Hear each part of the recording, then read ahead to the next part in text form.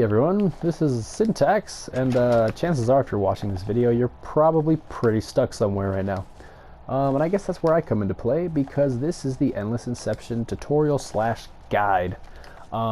Basically what I'm going to do is I'm going to do an unedited walkthrough of what you got to do to get out of every room, because I think there are 17 iterations of it, and I'll just explain as we go. Really quickly, if you had to click on this video to figure it out, shoot me a DM on Instagram. You know, just tell me what you thought of the map. Maybe, you know, constructive criticism if you liked it, how long it took you. I just like hearing all that stuff from you guys. But yeah, anyway, first room, spawn room. A lot of you guys probably got out of this room, but didn't actually realize how you did it. So what you do is you run over this mattress, okay? And then 10 seconds later, this door will magically open. You'll get a visual cue and an audio cue, and you will be able to exit through. Now, I'm not really going to get too into the story. I kind of want to leave that for you guys to figure out and realize. Trying to play it multiple times through, put some pieces together. So room 1 was our template room. That's what our room was. Everything's going to be based off of. So room 2 here, there's a couple important things. There's some numbers, okay? There's number 1, number 2, number 5. Number 4 is on the ground right here. Number 3 is right here, and number 6 is in the bathroom, but the bathroom's not unlocked. Doesn't unlock until you run into this door. Once you've run into the door, the bathroom unlocks. You run slightly in the bathroom, there's number 6, and the door has opened outside, and you beat room 2. Room 3 is fairly easy. All you have to do to beat room 3 is run and get this audio cue. Perfect. And if you want to skip ahead, you know, if you're still watching, if you want to skip ahead to where you're stuck, just use a scroll bar, I guess, and then you can figure it out. So here we go, room 4. That computer's currently locked until you get jump scared. Once you get jump scared, that computer will be turned on, and then all you have to do is interact with it by hitting the power, and it will ask for a password. Now the bathroom is open, so we'll head over to the bathroom. You can interact with this little read thing up here, if I can get it to pop up. Boom. Now we have the password to the computer, which is family ties 967, and we get a message that says this is your fault. Now, to get out of the bathroom, it's quite simple. There is a trigger on the ground here that is invisible. As soon as you run over it, this door will open in exactly 20 seconds, and you will be done with room 4. The music will cut off, and you will be progressing on to room 5. Now, Silent Hill, if you are familiar with it, at least the playable teaser, a lot of progress is made by simply just walking around. So I tried to do that as much as possible, but of course there's still going to be some other things because, you know, it's my own version of it. So anyway, room 5, head over to the computer, turn it on. This power button, by the way, is a pain to hit. I can't believe I hit it that early, but yeah. So you turn it on, you enter the password, and you get this diary that you guys can read in-game, but you head out, get some more text. You inspect this, you get some photos from the trip that are in the trash can. Once you've done all that, you have successfully escaped room 5 and the teddy bears that are in it. Head into room 6, all the lights are shut off. Now there is a red button right here, and it's not going to turn green until you step onto that chair.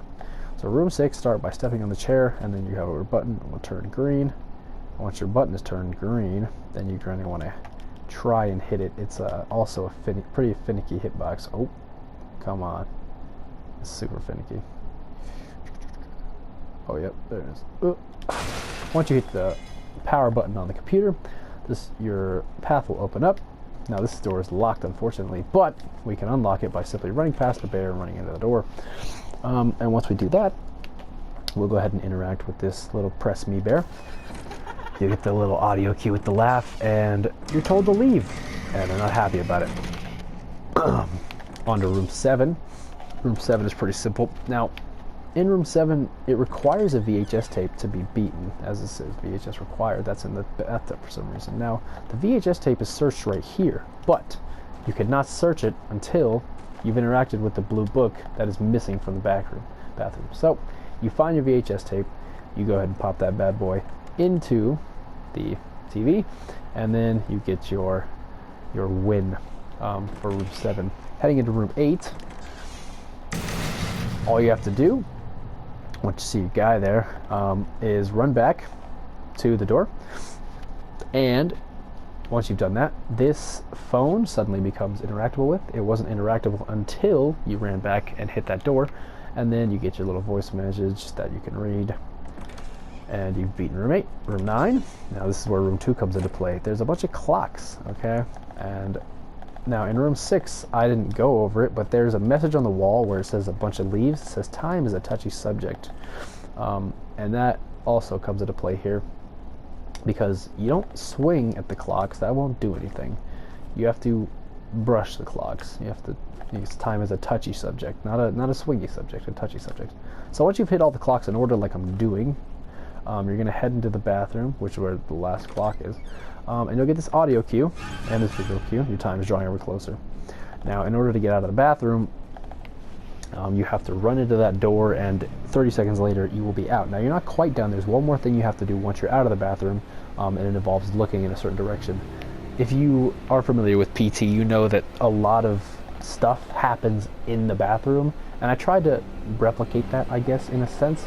But it's not obviously centered around the bathroom, but a lot of things do happen. You get locked in here a couple times. There's a lot of things you have to do in here, and it's just, it's like I said, it's just to pay tribute to Silent Hill Player because it's such a good game.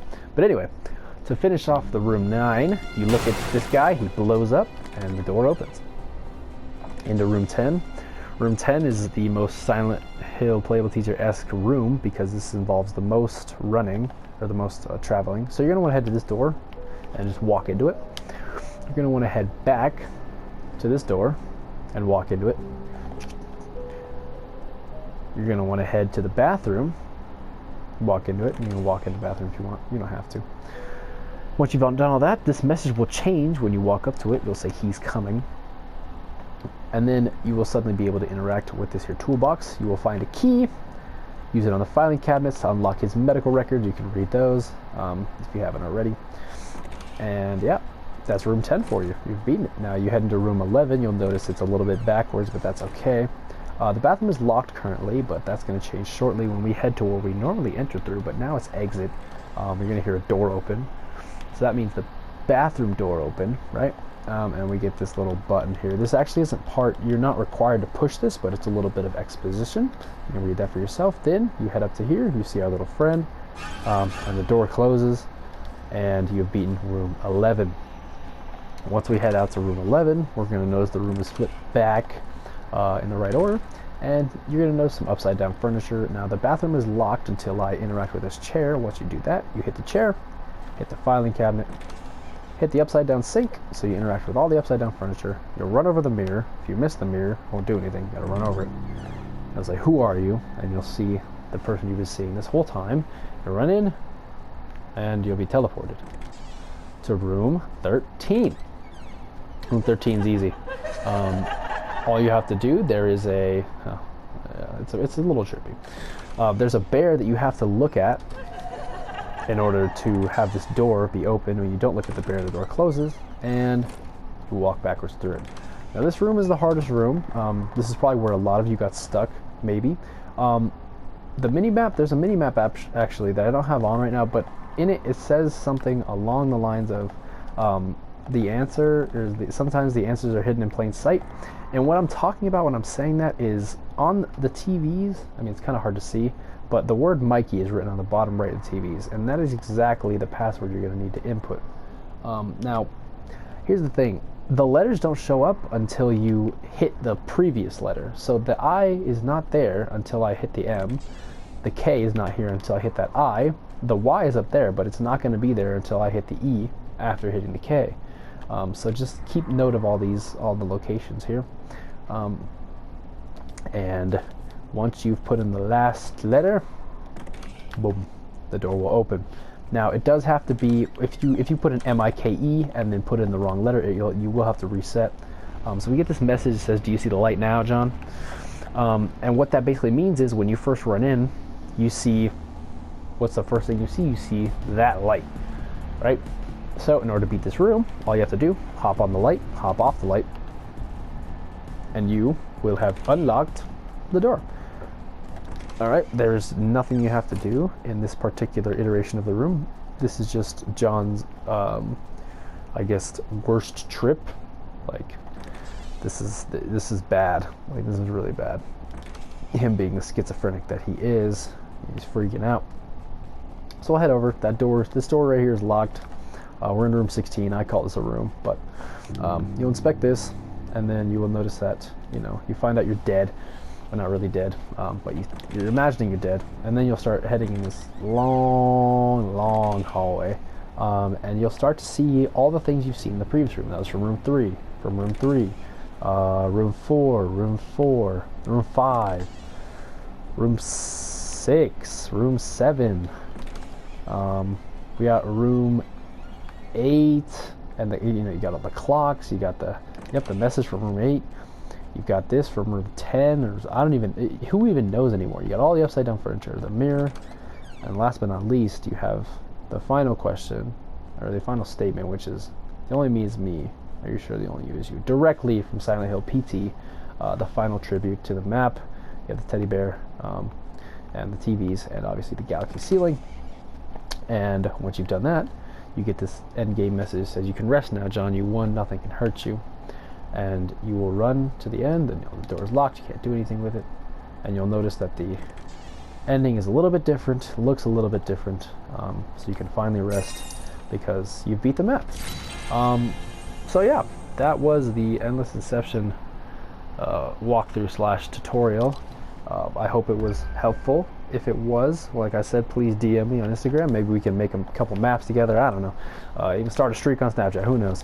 But anyways, I hope you guys enjoyed, and I'm out.